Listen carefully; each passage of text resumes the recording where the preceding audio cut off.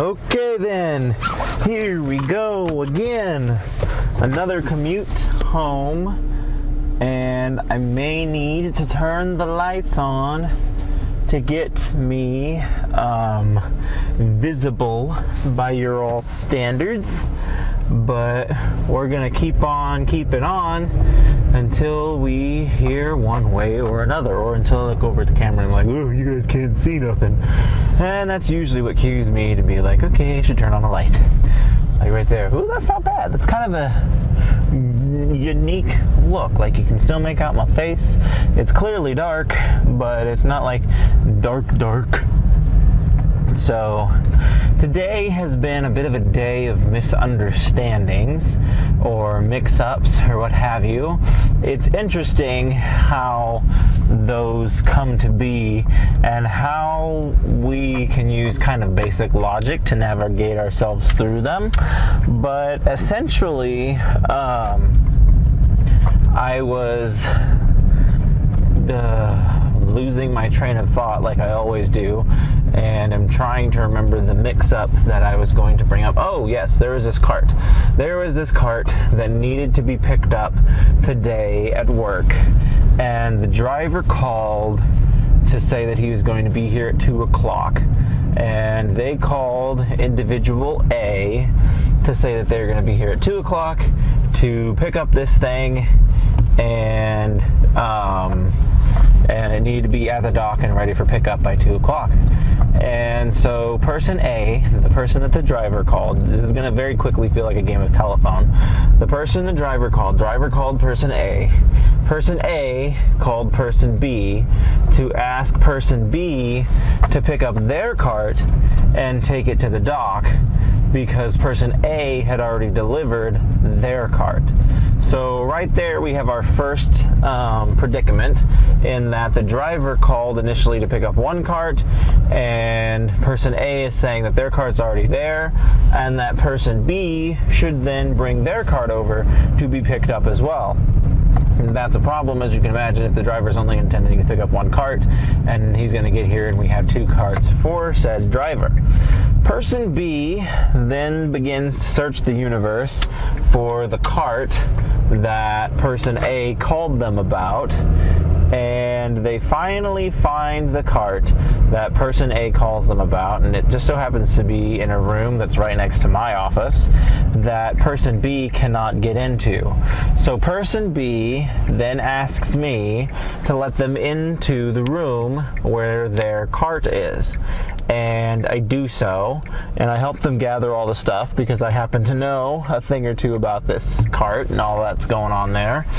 And I gather up their stuff, and then they asked me if I can take it down to the dock for them because they're too busy to do it. And I was like, whatever, I can move something down to the dock for you. That's no big deal. So I now am taking the role of person C and taking this machine down to the dock. And when I get done, I drop the machine off at the dock. I go up to the dock and I tell them, I said, hey, I got a machine here for this driver who said he was coming to pick this up. Just want to let you guys know that it's down there and ready to go. They say okay, and then the driver shows up, and the driver is now looking for carts 1 and 2, and he's like, yeah, I'm here to pick up a cart, and the doc's like, yeah, it's down on that floor, we'll go get it for you. They go bring it up, and the driver's like, yeah, but what about the other cart? And the dock personnel are like, wait, what other cart? What are you talking about? There's only one cart here. And he was like, no, there's supposed to be 2 carts. And so again, the plot gets deeper, because the driver called initially about 1 cart. The person he called, person A, involved a second cart into the mess. Somehow the driver was alerted to the fact that there was 2 carts, and it turned out that it wasn't that big of a deal because he could haul both carts in his car after all. So we're fine, no big deal.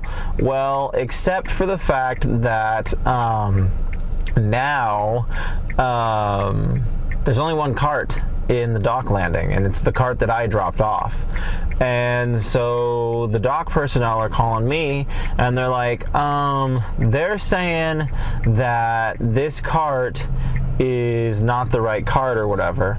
And I'm like, well, I mean, what are they talking about? And they're like, well, they're saying there's supposed to be 2 carts. There's supposed to be a cart coming from person A, and then there's supposed to be the cart that you brought. And I said, I don't know anything about person A's cart. I know that I brought my cart and dropped it off at the CS&E dock landing, and I put a tag on it. No, I took a picture of it to prove that I left it there, because weird things almost always happen. And they're like, okay, but there's only just this 1 cart. And I was like, well, so I traced back the steps, and I'm like, okay, so the driver called person A assigned the task to person B assigned the task to me. So I'm betting that we're talking about the same cart here.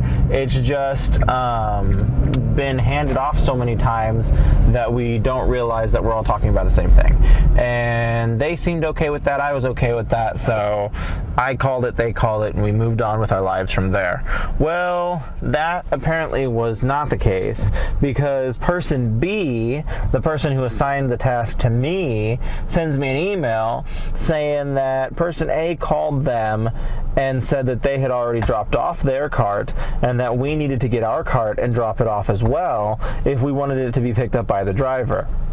And so now the plot thickens, because apparently everybody knew about a second cart except for me, which doesn't really matter because I just did the task that was asked of me. Like I was asked to bring a cart to the dock, and I brought a cart to the dock, the cart that they needed. Like, I get it, you could just bring any cart and technically that would accomplish the task, but no, I brought the right cart to the right place to be picked up by the right person. And at the end of the day, it was my cart, it was the cart that got picked up. So there, if anyone's cart got missed, it was person A's cart, and that's their problem for not being thorough.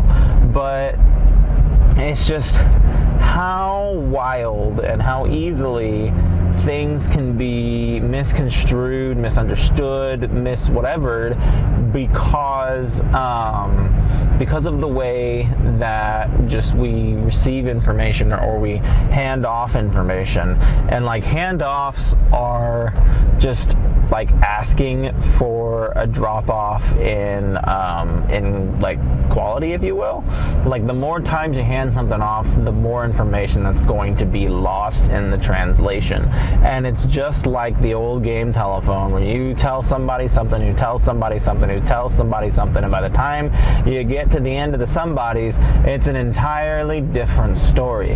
And it's interesting because it's like, with the game of telephone, it's a little bit jaded because you just might not hear what they're saying quite correctly. Whereas like with gossip, for example, like more often than not, someone hears the gossip right, and they just blew it way out of proportion when they told their friend, who told their friend and blew it out of proportion again, and told their friend, who then blew it out of proportion for a third time. And eventually the story turns into like, this person got expelled to school, to this person threw somebody through a window and got expelled from school. And so like, gossip travels differently because gossip is purposefully dramatized in order to make for a better story, make for a better scoop. Where like the game of telephone, it's misconstrued more often than not because you just can't hear what the person's saying when they have to whisper something into your ear. And so like, a better exercise for telephone would be to just have the message make its way across the classroom in like a normal fashion. Like, I would have student A has to tell student B this thing, and then student B has to tell student C this thing, and it goes all the way down the line until it gets to the end of the line and you just see what you have left. And obviously there's the chance that you'll run into a student who very clearly who very clearly tells everybody the wrong thing just for the sake of giggles, which is, oh, that's fun. At any rate, it's just an interesting exercise of how the communication breakdown happens. And it's unfortunate when you are a member of leadership, because like delegation can be your greatest tool. Obviously don't abuse it. That's a good way to make your staff hate you, but like you've got to know your limits. When every task is filtering through you, like you're basically a gatekeeper of tasks at that point. You're like, okay, I've got 30 tasks and I've got 15 people, and so I'm going to give each person 2 tasks. Like, never is the math quite that easy. It's more like I've got 52 tasks and 15 people. How am I going to get most of my staff to do most of the tasks while still doing some of the tasks myself, so that I don't feel like a big giant jerk face? Oh no, traffic! Not traffic! I should have paid better attention to when I was getting off work today. I think this lane is clear because we are backed up to the other side of the universe, and I'm hoping it's just people trying to use this exit and not like an accident or something, because more often than not, if it's an accident, it's gonna not be in this lane that I'm in. Then I'm gonna have to worry about merging, and everybody's gonna be like, you big old jerk, you should have merged sooner, or whatever. It looks like an accident because we're coming to a stop. No, it's because someone's trying to get over because they're an idiot, and they decided to just like they were trying to not wait in line, and now they're dragging this line behind. This happens. It's like 5 o'clock traffic. It's normal traffic. It's not some obscene thing. And like, I don't live in a big city, so like 5 o'clock traffic here is a joke. But what it is there's this one exit that is very popular. Everybody must live off of this exit, and it backs up almost every day around this time because you have more people trying to use the exit than traffic allows, and it just backs up. And so I just get in the passing lane until I get past that dangerous exit, then I'm good to move on with my life. Well, we got some joker here who's also in the passing lane trying to get over so that they can use the popular exit. So they're like trying to cut their way in line, and like, you're supposed to use the zipper merge method or whatever, but I feel like that's like more for accidents and things of that nature. Like, if you know you're gonna get off on this exit, just move over and let the other people through who need to not get off on this exit. And so he blocked up all of the traffic, all the traffic in the entire globe because of that. But just a big old chain reaction, and it kind of pays back to what we were saying with the whole gossip and people talking about people and all that fun stuff, because it's like it's a chain reaction. Like, your response to this gossip leads to more gossip, which leads to more gossip, which leads to everything else that happens. And it's just an interesting unfolding of information and how that all comes to play. I'm very interested in figuring out like where this cart went, going back to my cart story from earlier, because person A claims that they delivered the cart forever ago. Well, I know for a fact that I delivered my cart, and although I wasn't explicitly looking for another cart when I was down there, I certainly didn't see one. I feel like I would have noticed it when I was down there. They're not easy to miss. Like, they're big old hulking carts with giant monitors on them and doodads and the whole bit. I feel like it's hard to miss the thing. So at any rate, it's just interesting to me that this person's like, oh, there was definitely another cart there. I was like, I don't know. I know that one cart got picked up. A lot of people seem to think that there's 2 carts. Maybe that person didn't know where the dock was, and they took it to the 2nd floor thinking that that was the dock, not realizing that it wasn't the dock. And the 2nd floor location, I have no idea. But it is, as I've said before, an interesting testament to the confusions that are created and how easily those confusions can get created. And then, like, us trying to navigate our way through it, and the wonders of delegation and how you can hand off a task And sometimes it'll be a clean handoff, and sometimes it'll be a muddled handoff, because sometimes it'll get handed off and then handed off and then handed off and then handed off, and then next thing you know, you've got a giant puddle of gray on your hands, and you're like, I don't even know what I'm doing anymore.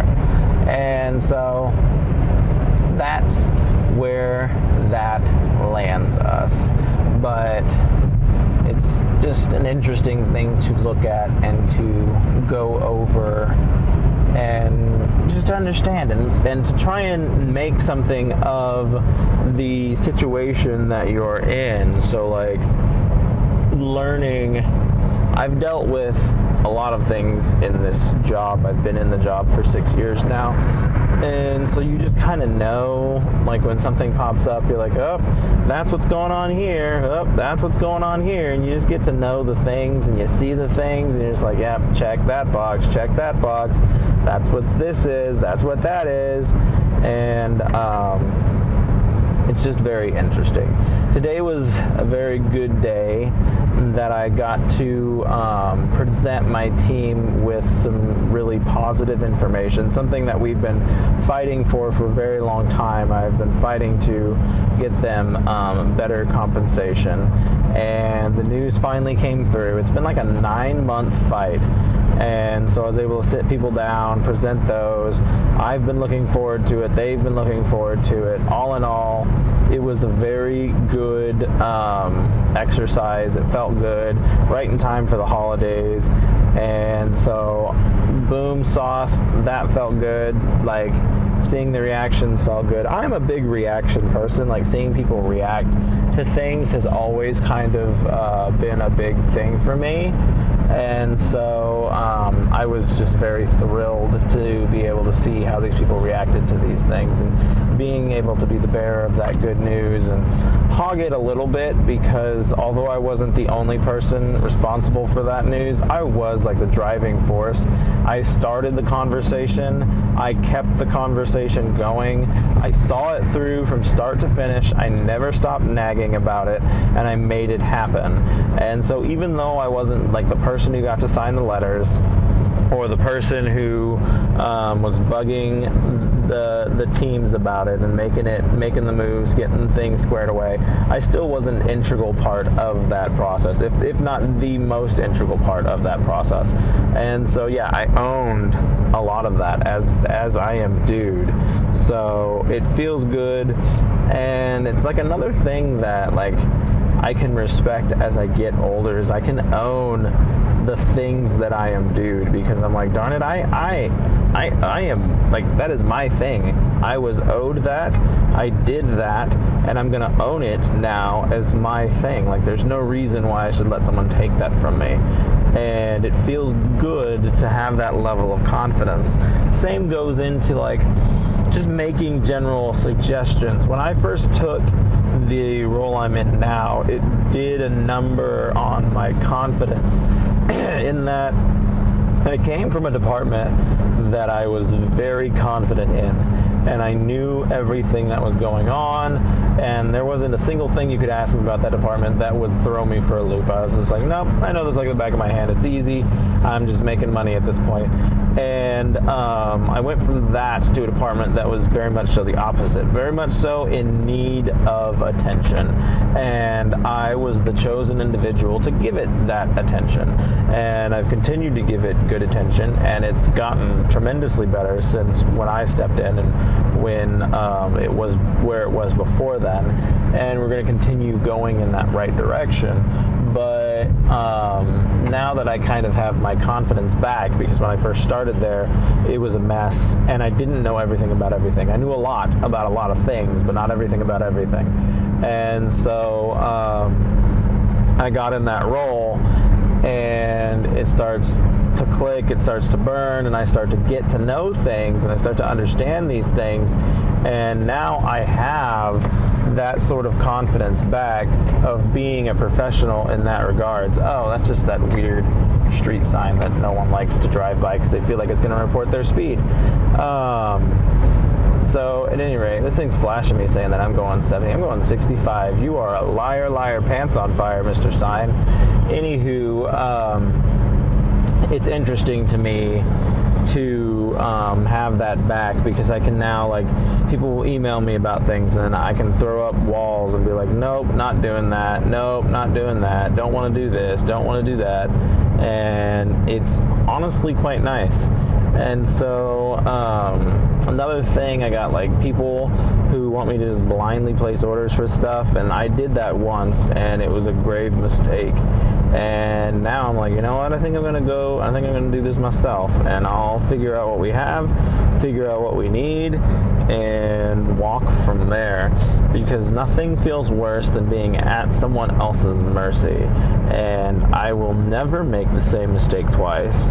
And, well, I shouldn't say I'll never make the same mistake twice, but it's pretty hard for me to make the same mistake twice. Like, have I made the same mistake twice on some occasions? Absolutely. We all make mistakes. Sometimes we make them more than once. But I am not going to purposefully make the same mistake twice. I will do everything in my power to make sure that I do not make that mistake. Sometimes I make a new mistake trying to avoid the old mistake, and that's just life. Like, life is a load of mistakes thrown in a blender with some success stories, and what you get out of it is my life story. And it's messy and it's gory, but it's what it is. And so yeah, just trying to set myself up for continued success, both professionally and personally. I didn't get to write at all yesterday, and I don't know that I'm too terribly upset about that. I started writing on that script, and it was flowing, it was burning, I was just really making stuff happen. And realistically speaking, it's a first draft script. I'm not expecting it to be like the reward-winning script that I've always wanted to write, though I have hoped that it would be something good. I'm tempted to try and reach out to the individual that I worked with on my last script and see if he's available to do this program again. The only thing is, he's very expensive, and like, his services, I don't know that they're any better than like just your standard content editor. Like, I have a content editor that edits all my books and stuff, and he does a wonderful job. I'd have to tally up and like average out how much I pay for him, because I pay per chapter, so I don't really pay attention to how much I pay the guy outright for all of his work. But would like to know what's going on there. And like, it's always nice to be able to bounce things off of other people, and people whose opinions you respect too, because like, I can bounce ideas off of like people, and they're just like, oh, I'd love to read your stuff, and then they've got these wacky ideas, and it's like, oh, that was really weird or confusing or whatever. It's like, I thought it made perfect sense actually. So, and part of that is bias. Like, as the creator of the content, as the writer, you have all the information in your head, but you don't always put it all on paper, nor should you always put it all on paper. But if it's like critical information to understanding the story and you didn't put it on the paper, then you really ought to, well, I mean, you as the writer probably won't catch that. Someone's going to catch it for you, and then you fix it, because the writer's going to be like, or the person who catches is going to be like, dude, this is confusing. What are you talking about? And you'll be like, well, isn't it simple? I'm talking about this. And like, I don't even know what that is.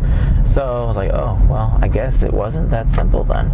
So at any rate, I am going to the store, and I need to pick up, I really only need like salad dressings. I bought a bunch of stuff to make chicken salad throughout the week, but I ran out of dressing yesterday.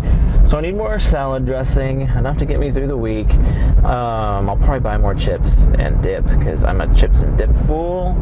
I came to this grocery store some time ago now. That's a story for another day, because I'm pulling in right now and I don't want to like start a whole story now, because it'll be like another half an hour and then I'll be that much later getting home. But at some point in time, I'll tell you guys a story about when I went to this grocery store and what happened there and why I still feel bad about it. All right, you all have a wonderful day. Bye.